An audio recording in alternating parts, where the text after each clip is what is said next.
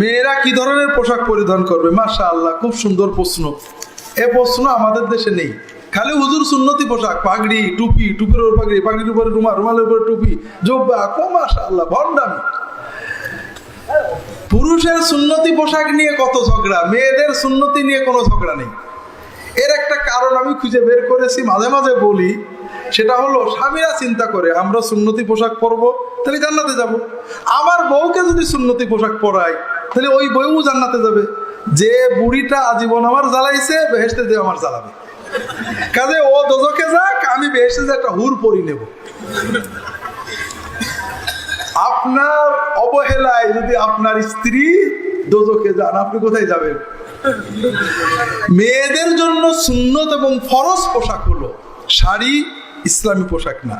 মেয়েদের পোশাক হবে, মহিলা সাহাবীরা, নবীজির স্ত্রী মেয়েরা যেটা পরতেন, পূর্ণ হাতা এবং পায়ের গোড়ালির নিচ পর্যন্ত ম্যাক্সি, অথবা এরকম ঢিলে ঢালা বড় কামিজ, নিচেই সায়া অথবা পাজামা, আর উপরে বড় ওড়না।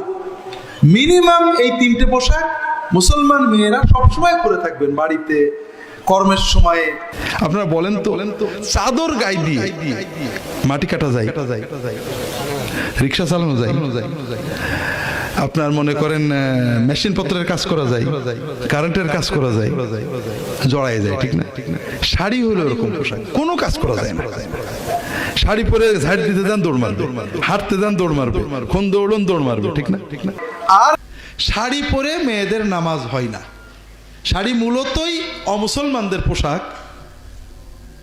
তারপরও কেউ যদি ঘরে পড়ে সেটা তার ব্যাপার। নামাজের ভিতরে কোনো মহিলা যদি একাকী অন্ধকার ঘরেও নামাজ আদায় করেন, কেউ দেখছে না, এই মুখমণ্ডল আর এই কবজি পর্যন্ত হাত ছাড়া অন্য কোনো জায়গা বেরিয়ে যায়, মাথার কাপড় সরে চুল বেরিয়ে যায়, কান বেরিয়ে যায়, থুতমির নিচের এইসব জায়গা বেরিয়ে যায়, এখানে বেরিয়ে যায়, অথবা হাতের কোনো উপর দিকে বেরিয়ে যায়, তাহলে ওই মহিলার নামাজ হবে না। আজীবন নামাজ পড়লেও বেনামাজই থাকবেন। যার কাপড় নেই তার ন্যাংটো হয়েও হবে। কিন্তু কাপড় আছে, কাপড় না বানিয়ে কাপড় পরেছে, সরে গেছে, নামাজ হবে না। শাড়ি পরে কি দেহ ঢাকা রাখা যায়? কি মনে হচ্ছে আপনাদের? রাখা যায়? কারণ আপনি যদি, কোনো মহিলা যদি শাড়ি পরেও রুকু সেজদা করতে গেলে কি হবে? সরে যায়, কান চুল বেরিয়ে যায়। শাড়ি পরে নামাজ পড়ার জন্য শর্তগুলো বলি, পছন্দ হবে না আপনাদের। শাড়ি পরে নামাজ পড়তে হলে ব্লাউজটা হতে হবে এই পর্যন্ত। আপনার স্ত্রী মেয়েদের ব্লাউজ কোন পর্যন্ত? তাড়াতাড়ি জান্নাতে যাবেন, ঠিক না? শুধু বউদেরই দোষ, আপনাদের কিছু দায়িত্ব নেই। ব্লাউজের গলা হবে এই পর্যন্ত। আমরা পুরুষেরা গলা আলাদা জামা পরি, আর আমাদের স্ত্রী, আমার মেয়েরা প্রচুর পরিমাণ গলা কেটে পড়েন, ঠিক না? এটাই তো আল্লাহর হুকুম, ঠিক না?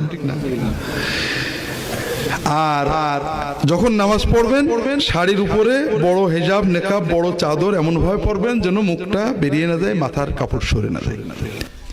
মেয়েদের ফরজ পোশাক, আমার একটা বই আছে, পোশাক, পর্দা ও দেহসজ্জা বই, আপনারা দেখবেন। মেয়েদের জন্য ফরজ এবং সুন্নত পোশাক হলো যেটা পরলে ফরজ আদায় হয়, এবং যেটা নবীজির স্ত্রী, মেয়েরা এবং মহিলা সাহাবীরা পরতেন, সেটা হলো বড় হাতাওয়ালা, পায়ের নিচে ঝোলানো ম্যাক্সি, বড় উপরে ওড়না, আর ম্যাক্সির নিচেই সায়া অথবা পাজামা।